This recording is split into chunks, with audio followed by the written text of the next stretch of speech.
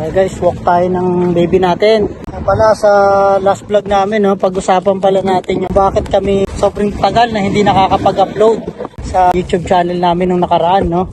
Pa-utal-utal kami. Kaya nagpapasalamat kami dun sa mga followers namin, tsaka subscriber namin, no, na nanonood pa rin sa aming YouTube channel, tsaka gaantay ng mga videos namin, no, kahit matagal.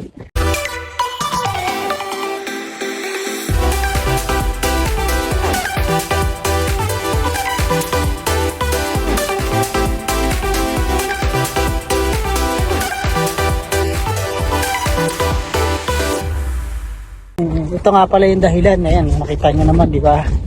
Tutulak tayo ng stroller.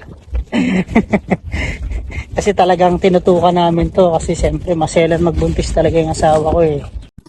Siya ang dahilan. Siyempre, focus kami sa kanya. You can see the heart beating there. Yeah, so I'll take a heart rate in a little bit, but It's bigger than that. yeah, it probably looks bigger than last time. Last time, yeah. So yeah, I'm just gonna take all my measurements and pictures. So I'm just gonna turn it back. Nakuna na kasi yung asawa ko ng 2 beses. Bago to. Oo, bago to. Kaya talagang nagbuntis siya. Talagang tinutukan namin. Awa naman ng Diyos, medyo malakas yung bata talaga. So pasalamat kami kahit paano. Talagang nakasurvive silang dalawa.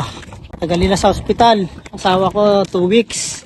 Tapos si baby halos magti 3 weeks, no? 3 weeks. 3 weeks pala, no? Si baby. Okay guys, dito kami. Ayan yung river, oh. Enjoy nyo yung view. Tignan nyo yung river.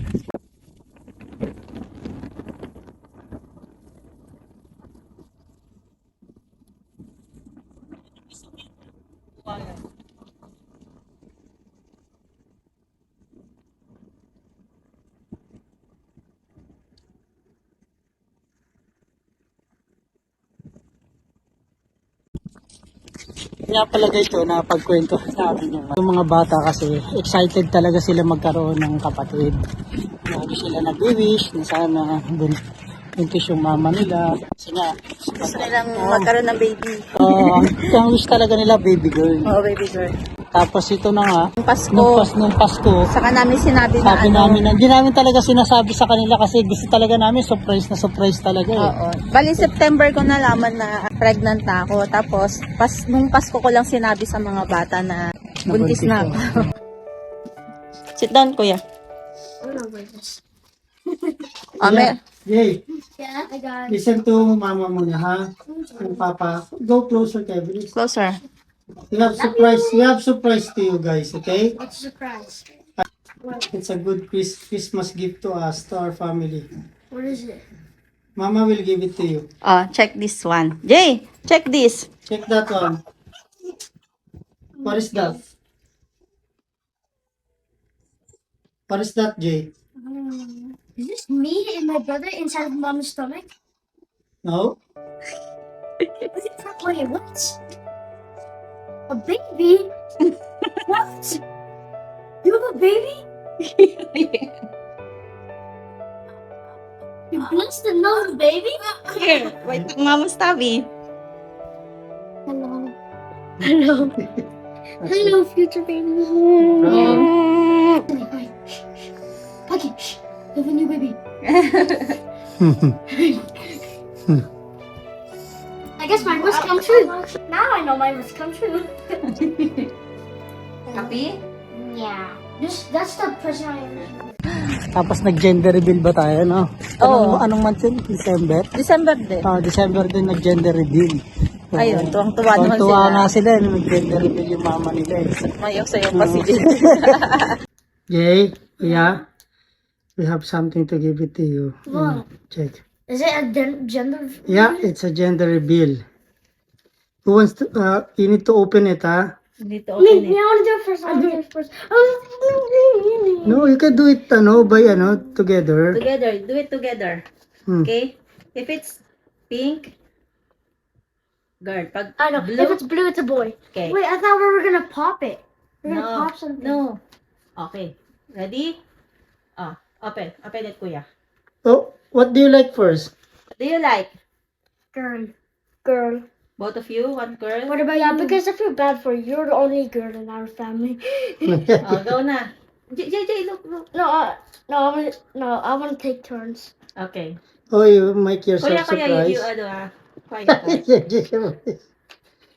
Yeah, close your eye. Ano, Jay, your ears muna. Don't, ano. Wait, I'm gonna go in a different room, so it's better. Open it. Wait.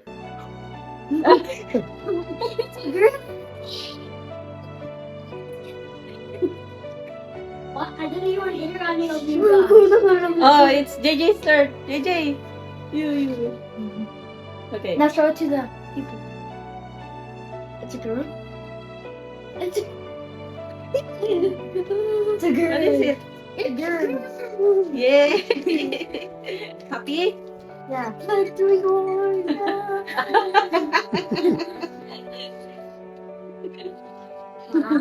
Where's the sticker? Sticker? You meant sticky note? No, that's your. Do you have name on your mind? Anna. What? Clara. Clara? How about you, Jay? Sophia. Sophia or Sophie? Talagang ano, hindi nila ina-expect. So, kasi hindi nila halata si mama nila eh. Pero kasi hindi ko sila sinasabi sa kanila na buntis yung mama. Kasi gusto talaga namin silang surprise. Yun nga, nung dinala nga namin yung bata sa bahay, inuwi namin, hindi rin nila alam na iuwi na si Sophia, nung bunso nila. O, kasi nga naiwan siya doon dahil nga gawa nga nung 32 weeks ata ko noon. More than 32 weeks. Dapat, schedule ko lang yun ng ultrasound. Ngayon, okay naman yung ultrasound. Malusog naman yung baby. Ang problema, nung binipi na ako. Nung binipi ako, ang resulta ay napakataas ng blood pressure ko. Ginawa nila, binigyan nila ako ng medicine para i-lower down yung BP. Ang nangyari, sobrang taas na ng dosage na binigay sa akin, hindi nagre-react yung katawan ko. Mataas pa rin siya. So, nag-decide yung mga doktor na admit na ako noon. So, from ultrasound, admit na ako. Ano naman? Naman. Hello, vlog. Ano mo yung ano? Nangyari sa'yo. So, nagantay ako ng 1 week. 1 week ako na-admit doon. Ang ika-33 weeks ko, nag-decide na sila na kailangan nang ilabas yung baby. Kasi nga, naka-magnesium na ako noon eh.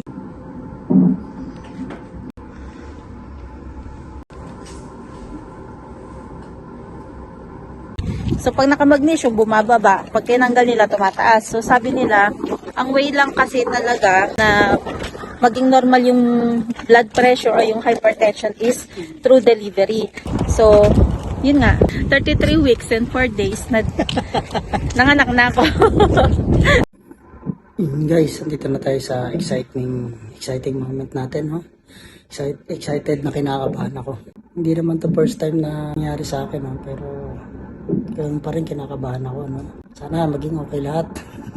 Papakaano lang tayo, paalis lang tayo ng kaba. Dito tayo ngayon sa hospital, sa maternity section. Dito yung sa asawa ko, mga anak siya ngayon. Supposed to be mga June ano pa siya eh, due date niya. Kaso gawa nung mataas yung BP niya, induced labor siya ngayon para lumabas na kagad yung bata. Guys, hospital. Ayan siya. Ginawa ko siya ng salad kanina. Ayan, salad. Lagyan ko na maraming fruits yung salads niya. Ito, salads. Orange. Guys, malapit na, no? Kahalo yung kaba ko. Kaba, excited. Siya yung mga anak. Ako yata yung mga anak eh. Ako yung kinakabahan eh. Ito nga pala yung machine paglalagyan ng baby niya. Pero, after niya ilabas, iakyat siya dun sa 4th floor para dun sa ICU.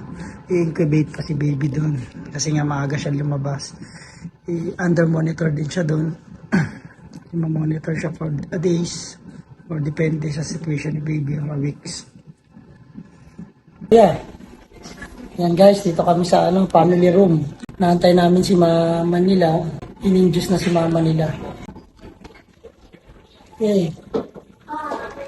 Dito kami sa family room kasi may family room sila rito para hindi sila doon magulo sa sa room.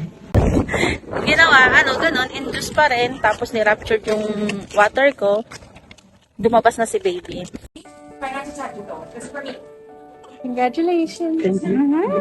You did so well. Beautiful! No, she's good. I know.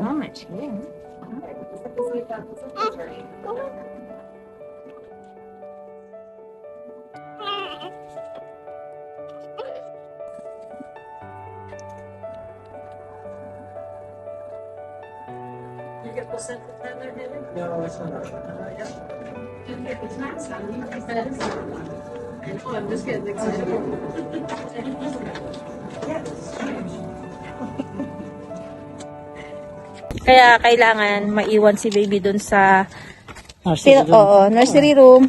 Ang tawag nila doon dito NICU para NICU. Neonatal Intensive Care Unit para sa mga premature baby. Look at you. She's so serious.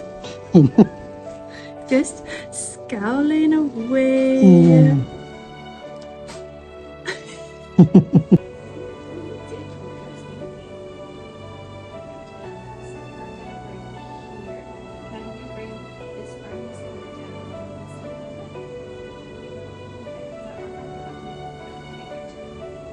How's that?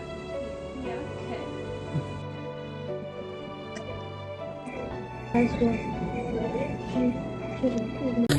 So yun, pero nagulat yung mga nurse kasi nga, yung baby nung lumabas, hindi naman siya mukhang premature. Baby na talaga. Parang full-term baby daw kasi nga. Ang haba. Oo. Hindi siya ganun kalaki. Maliit siya pero mahaba. Tsaka ang lakas niyang umiyak. Lakas niya. Hindi na siya pinaiyak ng Hindi na siya nurse, pinaiyak. Kusang umiyak siya paglabas niya. Dumidilat-dilat na. Dilat-dilat pa. Oo. Ayun, kaya naiwan yung baby doon. So, medyo matagal din na nag-antay yung mga kapatid niya. Kaya nung dinala namin siya sa bahay, di pa nila alam. Kasi nasa school sila nun eh.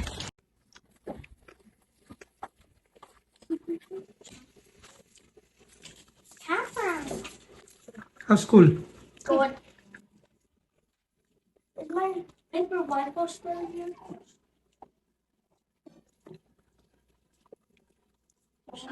It's good? Yeah. School's good? Oh no, it's a better camera. Now he's gonna know what we're doing. Huh? Even in your room? What about our room? Slowly. Okay. No way. Cameras everywhere. Oh, don't touch it. You need to clean yourself, guy, first.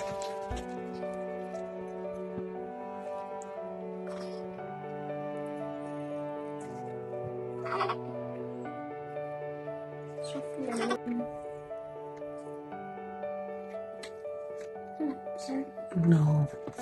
You need to take a bath first. Saka expectation ng mga nurse nun, matagal pa siya dun sa NICU talaga. Abutin pa siya ng 2 months, no? 37 weeks kasi dapat eh. Abutin pa siya ng mga 1 month and a half, di ba? Ganun. Kasi yung iba daw doon, hanggang 37, 38, 39, minsan iba umabot ng 40 bago i-discharge. Si baby, na-discharge siya 35 weeks. Bilis niya kasi yung yung findings niya, yung recovery niya. Tsaka yung development. Development niya, medyo advanced siya dun sa mga normal na bata. Yung development niya, ayun yung lagi sinasabi ng mga doktor tsaka mga sa kanila. Yung Kasi, development niya, advanced. nung ika 34 weeks, tinanggal na yung yung sa, sa oxygen, di ba? Kasi nakakahinga na siya ng maayos, yung lungs niya fully developed na. Ang nagtagal lang siya ng another week kasi nga sa mga premature baby pala, normal pala na hindi pa sila marunong yung magdede sa through mouth, sa bunganga. So ang ginagawa, sinifeed yung mga baby, mga premature baby, gamit yung syringe sa ilong. Kaya medyo nagtagal pa siya noon. So nagtagal siya ng 1 week. After noon, nagulat sila, kinabukasan, nagde-demand na siya ng milk, tapos sinubukan siyang padedeen sa bottle. Nauubos niya yung isang bote. Kaya yun, maaga siya na-discharge. And guys, so happy na yung mama niya. Si uwi na si Sophia. Happy na. Namimiss niya yung gabi-gabi. Usap sila, ano daw plano nilang gagawin. Walang plano, mama. Basta pag umiyak ako, gutom ako. Hindi na pinaplano yan.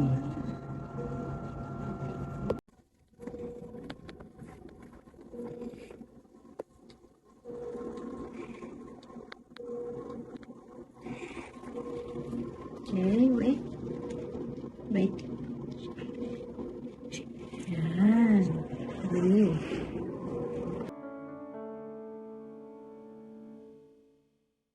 Ayun lang guys, thank you guys, no. At maraming salamat ulit sa mga followers namin tsaka subscriber na gantay talaga ng mga video namin na gantay. Tsaka maraming salamat din sa mga prayers na nagbigay. Tsaka sa mga mga kaibigan namin, mga close friends, relatives, no. Maraming salamat din sa mga gift nyo. Tsaka sa mga co-office mate ng misis ko.